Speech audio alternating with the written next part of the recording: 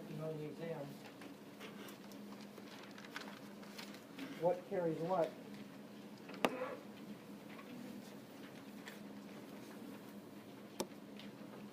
Next,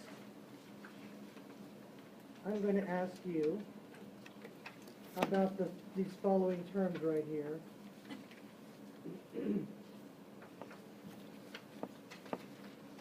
Catabolism and anabolism, or catabolic and anabolic reactions. Catabolic reactions break down substrates into smaller molecules. We're going to use catabolic reactions when we want to break things down and try to get energy from them. Count complex carbohydrates, for instance. Pasta, right? I ate a big pasta dinner because the next day in exercising, I'm hoping to take those complex carbohydrates and then break them down over the period of the whole day, right? So that I can get energy from them.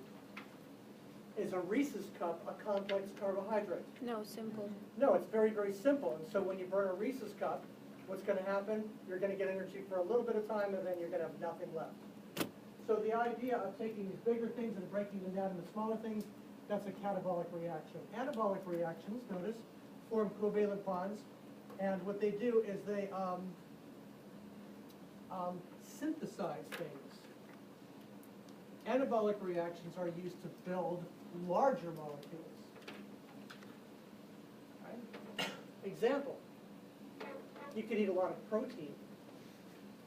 You can lift weights, and those proteins are going to be built into larger molecules known as muscle.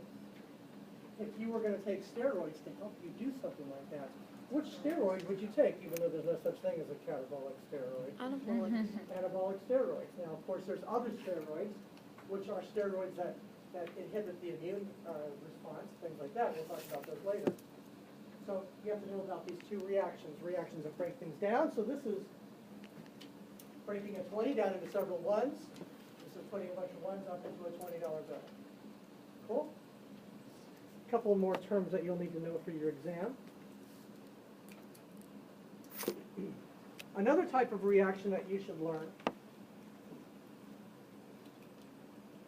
are called oxidation reduction reactions.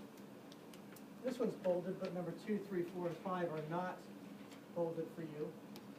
You need to know about oxidation reduction reactions because here we're talking about the transfer of electrons. And with oxidation reduction reactions, if you end up with a compound that loses electrons, that compound is actually getting oxidized.